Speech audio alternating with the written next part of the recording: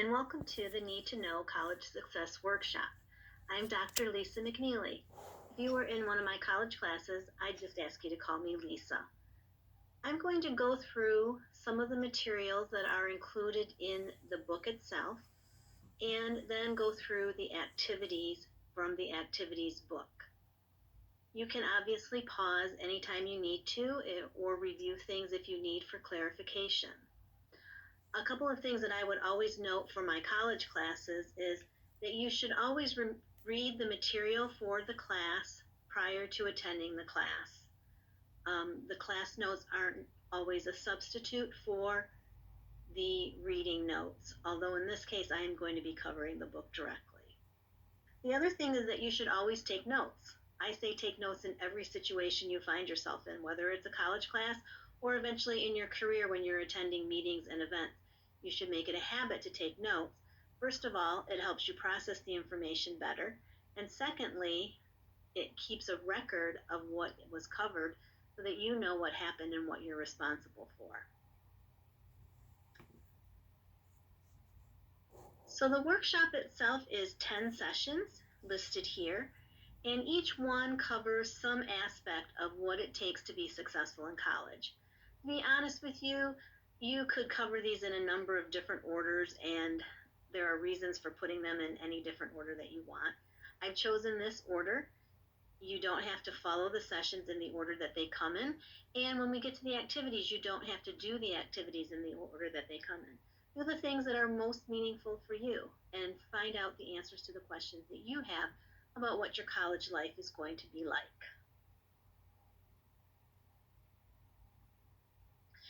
In this session, session 1, we're going to be covering the path to college, what it takes at each grade level to prepare yourself for college. We're going to talk a little bit about college testing, what your GPA might mean, what dual enrollment is and the advantages and disadvantages of that, what are the different types of colleges and universities, what you should know about majors and minors, and a little bit about money. Basically, this is an overview of background information for students who plan to go to college to help them understand a little bit about what you're getting into.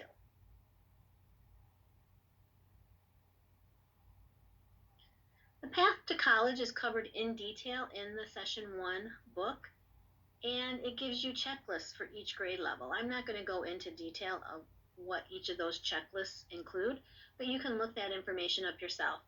Mainly, in 9th and 10th grade, you're doing what you would be doing anyway, attending classes, trying to get the best grade you can, and thinking about what your future is.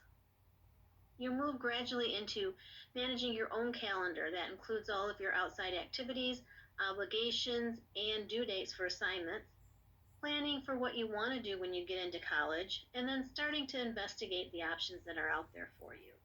By 11th grade, you might have a list of colleges that you hope to attend. You might have looked a little bit into what is involved in the application process and getting yourself prepared for that. In 12th grade, that's when things get a little bit more involved. And along with maintaining your regular school work, you're also going to be moving forward, thinking about your future, thinking about your career, if college is right for you, what colleges you want to apply for, and how that process works. There are several different tests that students have to take before getting into college. Some of them are optional, and this information is changing all the time, especially for those of us who are currently in pandemic mode for COVID. So most colleges have entrance exams, and most colleges use the SAT and the ACT. A lot of students like to take both exams, but not all colleges require both, and some will take either one. Some have a preference for which exam is most likely to help you get in. You should kind of investigate that depending on which colleges you want to apply to. A lot of times those choices are regional, depending on what state you live in and what colleges you're applying to. The SAT is generally geared toward critical thinking, and the ACT is geared toward testing the knowledge that you've gained in high school. A lot of students take practice exams or practice classes to prepare for the SAT and the ACT, and a lot of students take them multiple times. Every opportunity you have to practice can help you improve your score, and you can always get better and better, but you need to be careful about how your college interprets your scores. Some schools want you to send every single score from every single test that you've taken, and they look at how much progress you have made. Other schools will look at just the highest scoring test that you've taken. So find out what the preference is from the schools you're applying to and set up so that your reporting goes only to the schools you want when you want them. In addition to that, obviously there are fees involved with taking those tests, and there are fees involved with reporting. So when you take the test the first time, you get to list 3 to 4 schools that you want to apply to, and they will automatically send your grades to those schools. If you add additional tests, or additional schools, then you may have to pay additional fees. So know beforehand your primary 4 schools that you want to apply to and have your grade or your score sent there. Some students can qualify for a waiver for fees, and often that also transfers into a waiver for college application fees. The subject tests are tests in specialized areas that show your expertise if you are majoring something. For instance, engineering, you might take the math and science test to demonstrate that you are a great candidate for those schools. Find out if you need to, depending on your major and the schools you're applying for. Advanced placement tests often come with advanced placement classes that you take in school, in high school. However, you can take an advanced placement test without having taken an advanced placement course. And there are books and study guides that will help you prepare for those tests, almost as well as some of the courses that you could take in high school if you're motivated enough. Advanced placement tests are a great deal because they only cost a small fee, and you can often get a number of credit hours, which could save you thousands of dollars depending on your school and how they award points. Every school awards different numbers of credit hours for different scores. Some schools might look at a 3 for an advanced placement test, which is on a score from 1 to 5, and give you 3 credit hours. Some schools might look at a 3 score on an advanced placement test and give you 0 credit hours. So different schools have different policies, and as you apply to schools, you might find out how much savings you will get on your tuition based on their policy for advanced placement credits. Placement tests are tests that you may take when you're entering the school. Language and math and writing tests are among the most common of those, and they determine what level course you can start off in for your college career. Most placement tests will let you know you can start at a 100 level course or a 200 level course or a 300 level course. If you score below the basic standard, you would take preparatory classes, which may or may not earn you credit hours or may not contribute to your GPA, but are designed to help you reach college level work in those areas.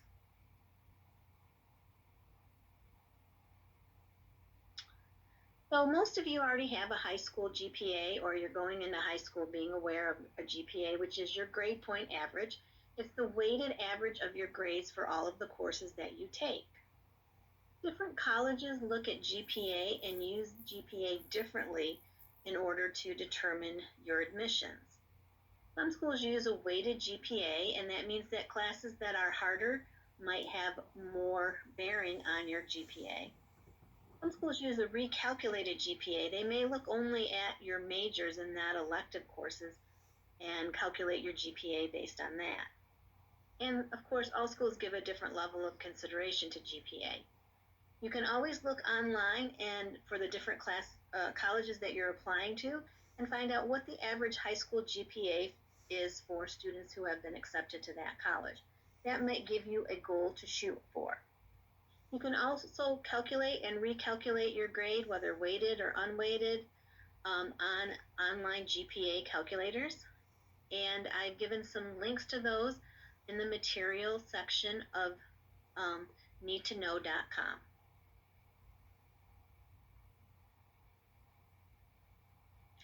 Dual enrollment is another option that many students take. It means you're taking college courses while you're still in high school, and you'll get college credits, and depending on what school you go to in the end, you may be able to transfer those credits. So for instance, if you're a high school student and you go to your local community college and you take an introductory English course, which is 3 credit hours at your community college, when you apply to a 4-year college, you can transfer those 3 credits. And that's, for a lot of students, it's a good savings. And it also gives you a little bit of firsthand experience of what it's like to be in a college course before you have to really immerse yourself in that. There are some pros and cons to dual enrollment, and sometimes honors courses or advanced placement courses may be a better option for you. So there's a list of questions here and in the book itself that help you consider whether or not you want to use dual enrollment. And of course, it always depends on if your high school and local colleges offer that opportunity. So a lot of students aren't aware before they apply to college of the wide range of different types of colleges and what's available to you. And different colleges have different missions and different types of focus that might be better suited for you. In the book, there's a list of all of these different terms that are commonly used in academia and the description of what each one is. Well, for example, specialized mission colleges might focus on a certain ethnicity. Single-sex colleges might be all-male or all-female colleges. A university is actually different than a college, and an open admissions of college lets anybody who applies and can pay tuition attend, whereas a highly selective college accepts only a small portion of the students who apply. Liberal arts colleges have a different focus than many 4-year colleges. So being aware of the type of college or university that you're applying to is an important way to make sure that you make a choice that suits you and is best for your future. By the way, those terms are often used interchangeably, college, university, and school. And so being aware of that and how those terms are used might be helpful to you as well. When you're looking at colleges, you want to consider what you want to major in. That's the field of study that you're going to take most of your classes in. A lot of students already know they love math and science, or they really want to be a writer, or they want to pursue sports medicine. Think about your strengths and what you love to do and look for colleges that offer multiple majors in that area. Then be aware that the majority of students change majors, and some of them change more than once. So you want to be prepared. That means you want a college that offers other opportunities in case you change your mind. Be flexible. Also be aware of the requirements that you have to meet for your major. There are some classes that you will have to take no matter what. If you don't love those classes, you might want to consider a different major. Or if you're really passionate about what you want to do, you're going to have to figure out a way to get through those classes and do well in them. So know what the requirements are and how you can schedule them to meet your needs. Also, you'll probably want to choose a minor. A minor is a field of study that you take fewer classes in, but there still will be a set of required classes that you have to take. So be prepared to juggle all of the requirements in your schedule. The final thing that we're going to talk about right now is money. Most students have a budget. Not all students are aware of what their family's financial arrangements are, or plans, or budgets are. And so it pays to become aware of these. Discuss this with your parents if you can, and figure out yourself what you can do in terms of paying for college. Financial aid is offered through colleges and universities individually, but they're administered through FAFSA, which is the government agency that provides financial aid for students. You would apply for FAFSA, and there are deadlines, so be aware of them. And I recommend that you go ahead and explore the FAFSA website. There's a link under the Session 1 materials on my website, ntkworkshop.com, and see what kind of information they require and what they offer. You can do a lot of exploring on the website and learning how it operates. And there's some brief description in the Need to Know book as well.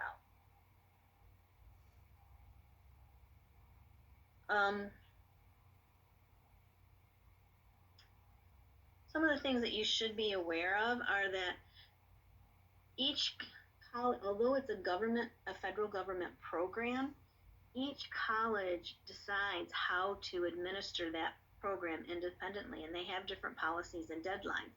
So depending on what school you end up attending, you'll want to find out how their financial aid program works. When you apply to schools, a lot of times it's tempting to apply to the least expensive school. However, with financial aid, sometimes you'll get more aid if you go to schools with higher tuition and higher costs, and therefore you end up actually spending less of your own money. So it's worth thinking about the schools you really want to attend, filling out the FAFSA information, and then determining what is best for you when you get all of the information